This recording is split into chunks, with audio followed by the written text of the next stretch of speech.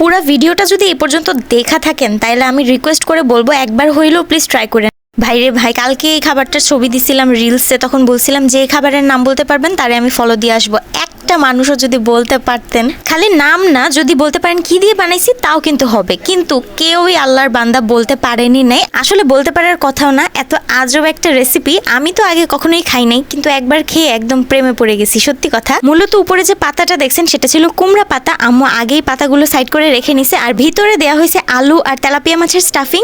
মাছটা যে কোনো মাছই হইতে পারে, চাইলে কিন্তু পাঙ্গাস মাছটাও দিতে পারেন। আম্মু এখানে করছে কি আলুটারে সেদ্ধ করে চটকায় নিছে, আর তারপর এই এক পিস পাঙ্গাস মাছ ছিল, সরি তেলাপিয়া মাছ ছিল, এটাকে আম্মু সুন্দর করে বেছে নিছে, কাঁটাটা বেছে নিছে। আর তারপর এখানে অ্যাড করে দিচ্ছে পেঁয়াজ কুচি, ধনিয়া পাতা কুচি, তারপরে কাঁচামরিচ কুচি, লবণ, আদা কুচি আর একটু জিরা গুঁড়াও দিয়ে দিচ্ছে। তারপরে একসাথে খুব ভালো মতো মিক্স করে নিতে হবে এই মিশ্রণটাকে। এটার ফ্লেভারটা যে কি সুন্দর আসতেছিল, কারণ আদা কুচি দেওয়া হয়েছে, আদা কুচির ঘ্রাণটা অনেক সুন্দর। আর এই হলো কুমড়া পাতা, এটাকে আম্মু লবণ পানি দিয়ে কতক্ষণ ভিজায় রাখছিল যাতে করে পাতাটা একটু সফট হয়ে যায়। এইবার একটা পাতার মধ্যে এইরকম আলু আর মাছের স্টাফিংটা ভরে সুন্দর করে সমুচার মতো করে বলটাই নিছে। আপনারা চাইলে কিন্তু কুমড়া পাতার পরিবর্তে লাউ পাতা ইউজ করতে পারেন, অথবা পুঁইশাক পাতাও দিতে পারেন। পুঁইশাক পাতা দিয়েও এই খাবারটা কিন্তু খুবই মজা হতে পারে। আমাদের বাসায় এই কুমড়া পাতা এভেলেবেল ছিল, এর জন্যই আম্মু এই পাতা দিয়েই করছে। তাছাড়া আমাদের বাসায় আছে না, যে কোনো বড়াই আম্মু কুমড়া পাতা দিয়ে করাটা বেশি পছন্দ করে। কুমড়া পাতা ভাজার পরে একটু মুচমুচে হয় তো, এর জন্য। আর এবার চালের গুঁড়ার একটা ব্যাটার তৈরি করে নিতে হবে যাতে করে উপর দিয়ে অনেক বেশি মুচমুচে হয় আমাদের বড়াটা। তো এর জন্য আম্মু নিয়ে নিল চালের গুঁড়া, তারপরে হলুদ, মরিচ, ধনিয়া গুঁড়া, একটু আদা রসুন বাটাও নিছে, তারপরে উপরে দিয়ে একটু ধনিয়া পাতা কুচি ছড়াই দিয়ে পানি দিয়ে খুব পাতলা একটা ব্যাটার তৈরি করে নিছে। আর ওই তো আমাদের সব বড়াও কিন্তু রেডি হয়ে গেল।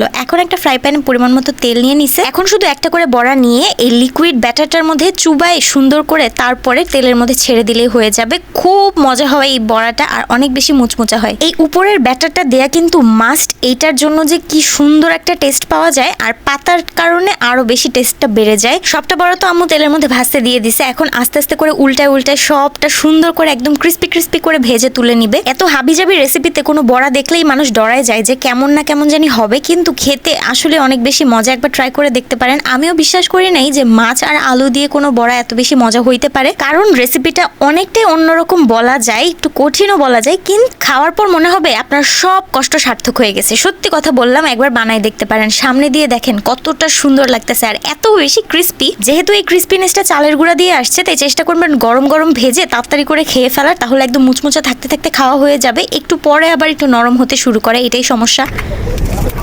উপরের কোটিংটা যতটা শক্ত, ভিতরে ততটাই নরম। আলুর স্টাফিংটা এত বেশি সফট ছিল, আর খেতে অনেক বেশি মজা। টেস্টটা জাস্ট অসাধারণ হয়েছিল। আদা কুচির একটা সুন্দর ফ্লেভার। বিশ্বাস করবেন কিনা জানি না, আমার মতো একটা মানুষ পুরো এক প্লেট ভাত খেয়ে ফেলছি শুধু একটা বড়া দিয়ে, শুধু একটা সিঙ্গেল বড়া দিয়ে। সত্যি কথা, আপনারাও কিন্তু ট্রাই করতে পারেন। এই অসাধারণ রেসিপিটা না জানলেই নয়। পুরো ভিডিওটা যদি এই পর্যন্ত দেখা থাকেন তাহলে আমি রিকোয়েস্ট করে বলবো একবার হইলেও প্লিজ ট্রাই করেন। সামনে থেকে দেখে বুঝতে পারতেছেন নিশ্চয়ই যে কতটা ক্রিস্পি হয়েছে উপরের অংশটা। এই অসাধারণ খাবারটা তো আমার খাওয়া হইলই, তাই এখন আমি চললাম।